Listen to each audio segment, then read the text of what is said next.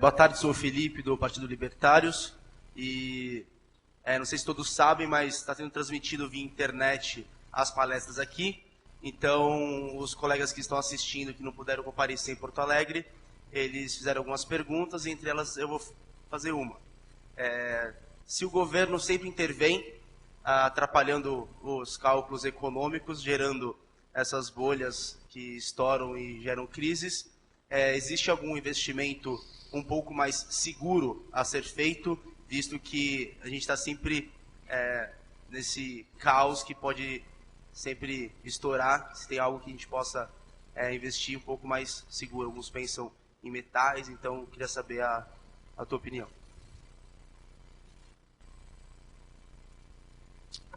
No investment is perfectly safe.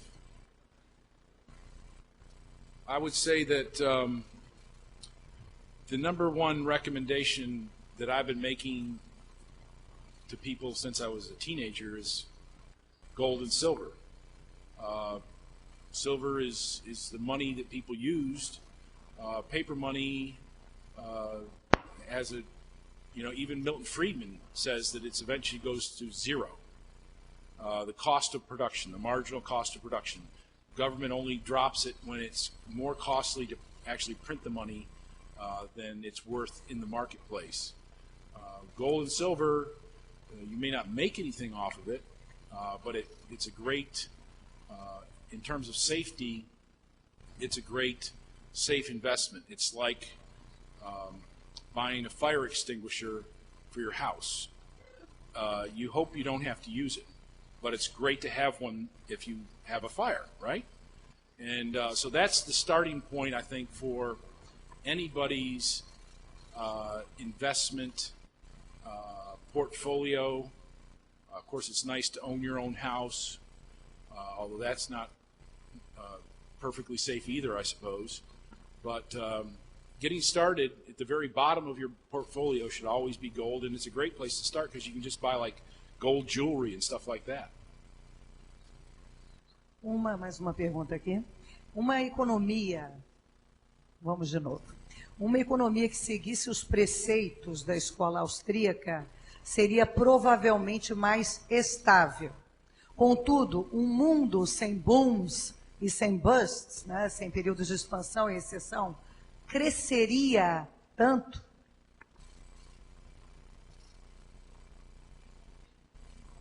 It would be more stable, and it would actually grow faster, because what happens with a boom and bust cycle is that you're taking your capital and you're putting it into things that have lower valued uses, and ultimately you end up wasting a lot of resources.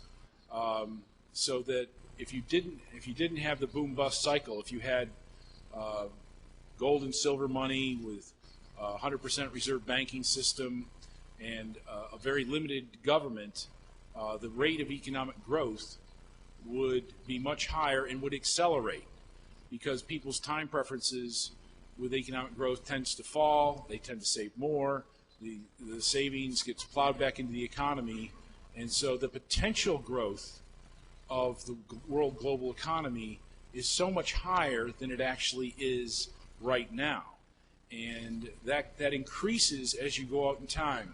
And I think the opening up, the fall of communism, and the sort of prying open of global markets has sort of re-emphasized that whole point. But it's more than just stability.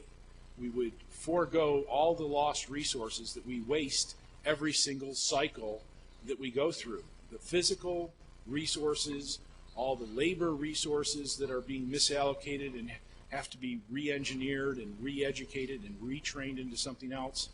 So, of course, people's choices, that's all dependent upon people's choices, but certainly the potential economic growth and the standard of living is a great deal higher, and that can accelerate over time.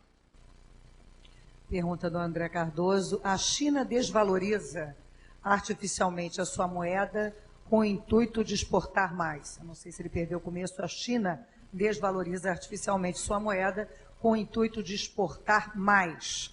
Qual seria a consequência de uma bolha na China para o resto do mundo?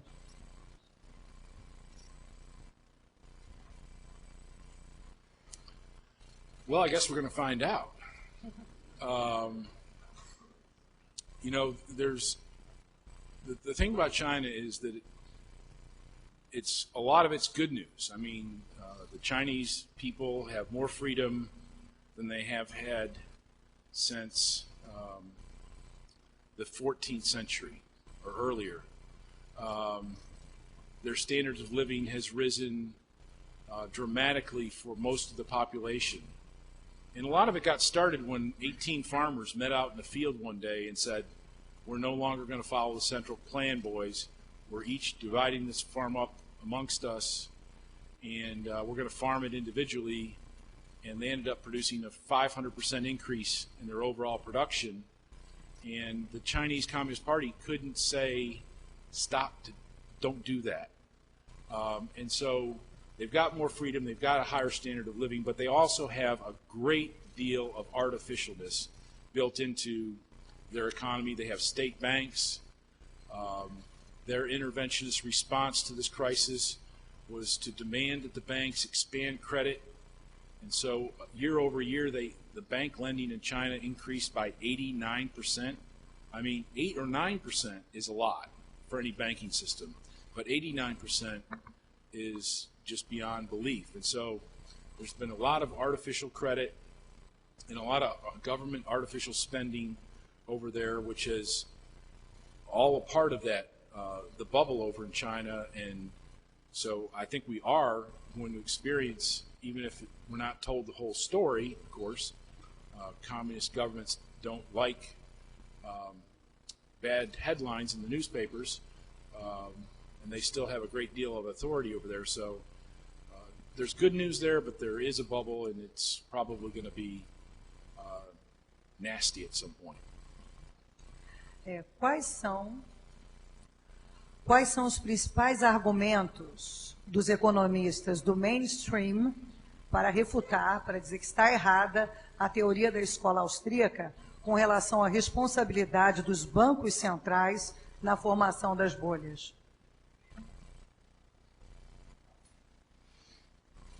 Well, there's a lot of them. Most of them don't make enough sense to be able to explain to you. The most recent one, well, there was a fellow in the Financial Times who actually does buy into the Austrian theory of the business cycle, but isn't willing to say once you have a boom, you have to liquidate the bad assets. He doesn't want liquidation. He doesn't want the correction process. Paul Krugman says that the Austrian theory doesn't hold water because as you go into the bust of the phase of the economy and labor has to leave capital and become unemployed in the restructuring process, so the unemployment rate goes up. And so his counter-argument against the Austrians is that, then why is it not the case that the unemployment rate goes up during the boom phase as labor is matching up with an increase in the new structure of production? So he's arguing that the fact that you don't get high rates of unemployment during the boom undermines the Austrian theory, and of course it doesn't. I mean, during the boom, labor is rematching with different capital structures in response to higher wages. So there's always new jobs at higher wage rates, and so there's no need for the unemployment rate to go up. Whereas on the downside, when businesses are going out of business or reducing their workforce, workers are let go, but the wage rates are at much lower levels, and so they don't get a mismatch, a match up there. Now, what stays the same in both the boom and the bust is the number of people changing jobs, but it's just that during the boom, the unemployment rate falls, and during the bust, the unemployment rate rises.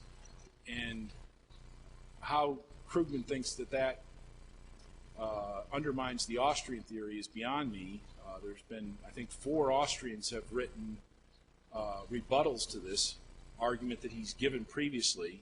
And if you look at Krugman's blog on the New York Times, the responses to this there's hundreds of responses, and almost all of them are saying he's wrong, except for his 3 friends who say he's right. So that's probably the latest objection to the Austrian theory. Nós só temos tempo para mais uma pergunta, porque infelizmente já estouramos até um pouquinho o tempo de perguntas, que seria a seguinte: de uma escala de 1 a 10, o quão intervencionista é o governo brasileiro hoje em dia, na sua opinião? This is just my opinion, of course, but I can tell you that one of the things about this visit is the realization of how interventionist the Brazilian government is. The United States is a very insular population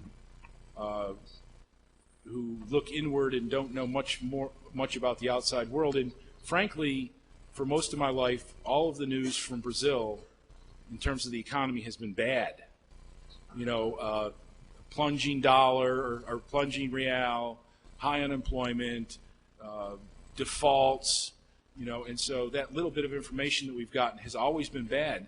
And over the last few years, the information we've gotten has been better.